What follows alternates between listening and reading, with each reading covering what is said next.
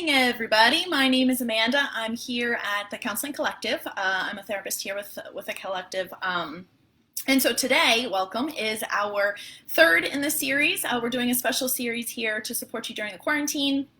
So we're doing a special Ask Amanda series. And so welcome to week number 3. In the first installment, I guess, let's call it that. In the first installment, we talked about sleep and how to get good sleep. I referenced several blogs on our website, which is discovercounselingcollective.com. So you can go back and check that out if you're interested.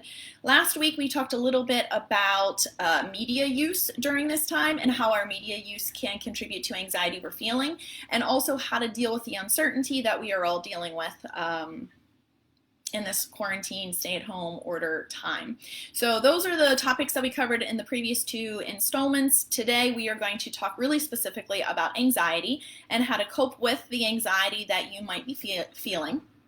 Anxiety is the word that I use, but you could also think about it as worries or nervousness or things that you can't stop thinking about, or just kind of general unease that you might be feeling. So that is our topic for today. So if you are here, if you're live with me, drop a comment. Let me know that you're here. Let me know if you have any questions. Of course, this is a live Ask Amanda, so if you do have a question, I'd love to hear from you. So drop a comment. Let me know that you're here. Let me know if you have anything that you'd like to hear about in particular. I'd also like to take time to encourage you to, again, check out our website, discovercounselingcollective.com. We have a blog on there that we've been writing on for like 2 years. We've got tons and tons of subjects and topics that you can read at your leisure. We have a search feature, so you can type in via a word and or just search a category like sleep, like our first installment. And so you can look at the sleep category and just kind of read all of the blogs that we've written about that topic. So check out our website, discovercounselingcollective.com. Also, any kind of social media stuff. We're on Facebook, Instagram. I'm actually going to be referencing YouTube. We have a YouTube channel today. So in addition to the things that we're talking about today, there's videos on YouTube that are going to deal with what we're going to talk about. So Facebook, Instagram, like us, follow us. DM us if you have questions, and of course YouTube as well if you're into more of the video content. So check us out on any or all of our social media channels. We post near daily inspiration, mental health information, coping skills, tips, that sort of thing. So check those out, and we're trying to just kind of be positivity and help everybody to kind of maintain good mental health during this quarantine and during the stay-at-home order in this new weird world that we're all living. Hi there, good morning. If you are here, drop a comment, let me know that you're here. Oh, another thing, you can subscribe to our newsletter on our website. And so we do a monthly newsletter, again, with mental health topics, sorts of things. You can stay up to date with what's happening at the practice with our newsletter. So when you're on the website, check that out too. Alrighty, let's get to it. So let's talk about anxiety. So at the Counseling Collective, I specialize in anxiety. So that's my jam. And so I am going to talk to you today about kind of how to cope with anxiety just in general. We're going to talk about super, super basic things. You can try some of them. I talk to clients about thinking of the things we're going to talk about: coping skills, coping techniques. I encourage you to think about it like a toolbox. And so what do you have in your anxiety toolbox, your anxiety coping toolbox? And so the things that we're going to kind of talk about today are really only to get you started. And so to get you thinking about other things that you can add in there. So we're going to talk about these things, write them down on a list, put them in your notes app on your phone, have them collected somewhere, and think about it as a toolbox.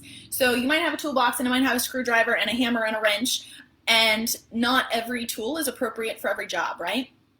And so you are going to look at the job in front of you, and then you're going to look at your toolbox and think, okay, well, which of those do I need? Which one is most appropriate for what I'm trying to do right now? Oh, it's the wrench. Okay. And then you have the appropriate tool for the appropriate job, right? And so I want you to kind of think about the idea of having anxiety coping skills as that. And so, again, we're going to go through a couple of different ideas today, and they might not all work for every moment that you're feeling nervous or anxious or uneasy or on edge. and that's okay. So it's just a matter of practicing them and trying them and seeing which ones you like better or which ones tend to work most of the time, and then knowing, okay, well, that's my go-to. That's my trusty old, wrench that has the old worn handle and whatever. So I want to kind of give you that kind of visual aid here. So think about this as your toolbox, okay?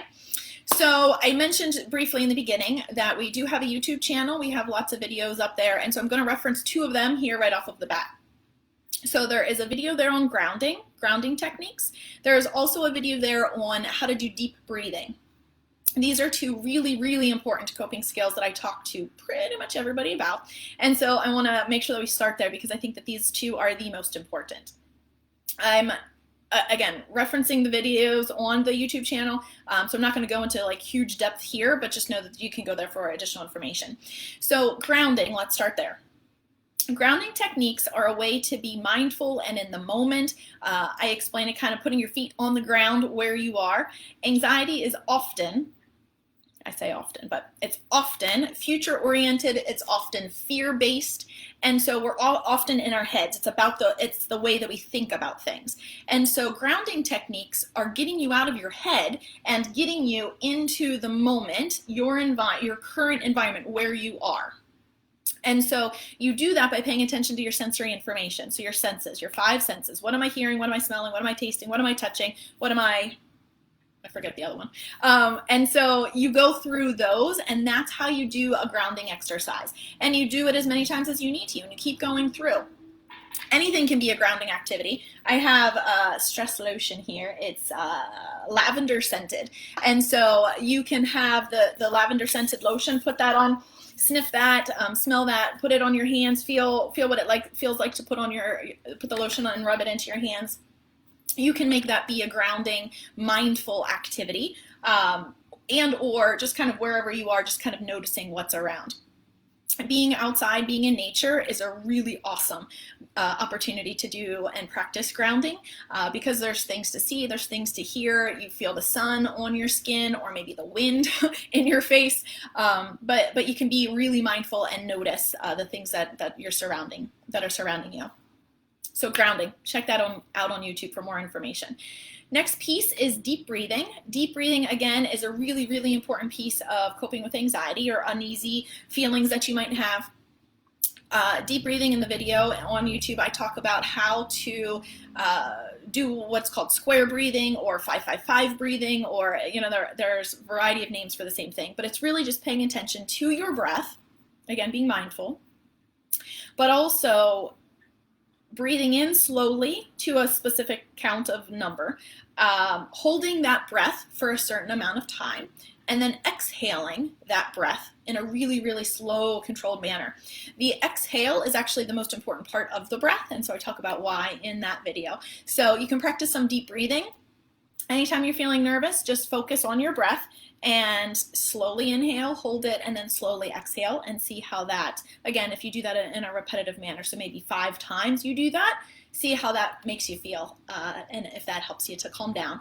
I find that can really help calm if your heart is racing, it can really help to calm your heart rate and kind of have you be more mindful and in the moment as well.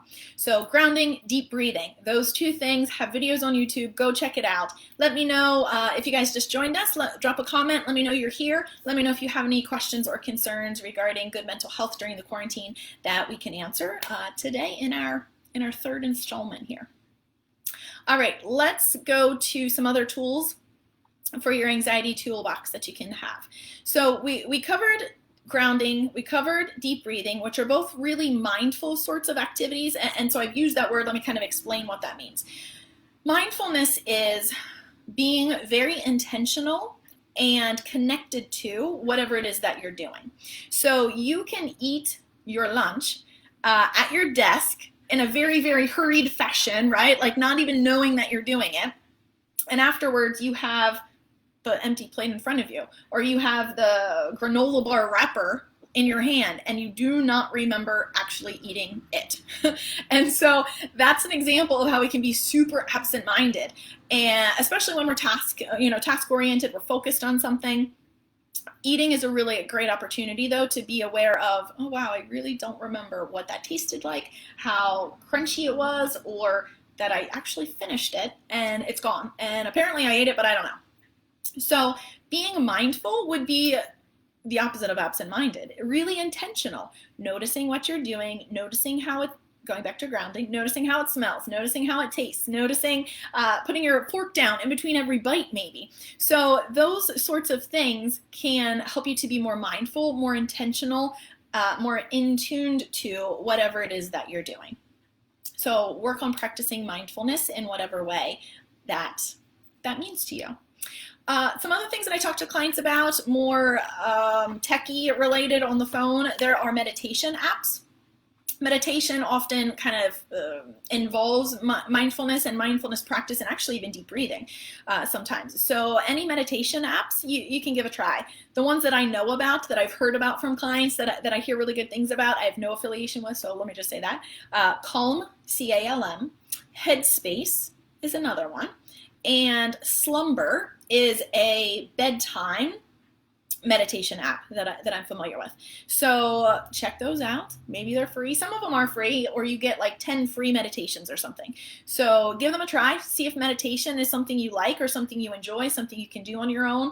But that can also help you to relax and to calm down. I think that we talked about this in one of our previous Ask Amandas, but fresh air, being outside, taking a walk, any of that sort of stuff is going to be really, really helpful for reducing anxiety. Especially since we're in our houses, we're not going very many places, we're not walking to and from our car, to and from the office, to and from, kiddos' sporting event. We're not sitting outside at the sporting event in the field, getting the sunlight and the fresh air and stuff. So since we're quarantined, since we're kind of self-contained in our homes, a lot of us are, we're not getting very much fresh air. We're not getting a lot of sunlight. And those are things that our bodies need. And so, especially if you're feeling anxious or kind of that, I've heard people say stir crazy, like that kind of like itching to go out, itching to do something sort of feeling, I would really encourage you just to go outside. Take a picnic lunch in the backyard, sit on your front porch and have your coffee, go for a walk around the block in the evening after dinner, and just do whatever you can to get outside, to get some fresh air, to get some sunlight, and you can always practice grounding when you're outside too. So a great opportunity for that. All right, so we talked about grounding, we talked about deep breathing, we talked about mindfulness practices, we talked about meditation. We also just talked now about fresh air, getting outside for a walk, sunlight, like that sort of thing. I just want to pause here again real briefly. If you're just joining us, please drop a comment and let me know that you're here. Let me know if you have any questions that I can answer for you.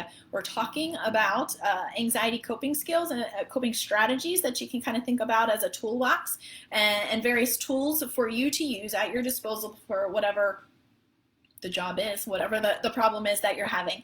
Again, anxiety, I'm using the word anxiety, but you can also think about it as nervousness, things you can't stop thinking about, worries, an uneasy feeling, feeling unsettled perhaps. All of that are descriptor words for anxiety. And so what we're talking about today can really help with those feelings. The last thing that I want to talk about today is definitely related to the idea of the toolbox, but it's kind of like a separate arm, I guess. So something that I talk about with a lot of clients is the idea of best case, worst case, and most likely case scenarios. So especially when we're feeling anxious, when we're maybe even sad or down or feeling no motivation, we tend to go to the worst case scenario. Going to be the end of the world. This is never going to be okay. I'm never going to do whatever. It's usually the worst case scenario, right? In doing that, though, we often tend to be irrational, and we tend to then feel a lot worse about ourselves and whatever the situation is, whatever's going on. So a way to combat that is acknowledging this is the worst case scenario. This is, if everything falls apart, this is my worst fear. This is the worst that this could ever be, right? But if you're going to acknowledge the worst case, why not acknowledge and identify the best case scenario? So ask yourself, okay, well, so best case scenario, how could this end up? How could this play out? What would happen? And give yourself the chance to, again, kind of two sides of the coin, think about, okay, well, what could the best situation be? Now, I acknowledge that worst case is probably not likely to happen, but probably neither is the best case scenario.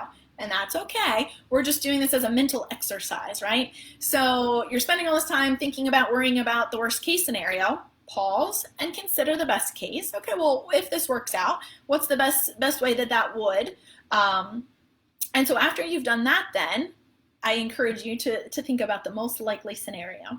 Okay, so now that you've thought about the worst, now that you've considered that there could be something good, the best case, let's find the middle ground. What is the most likely case scenario for whatever it is that you're dealing with?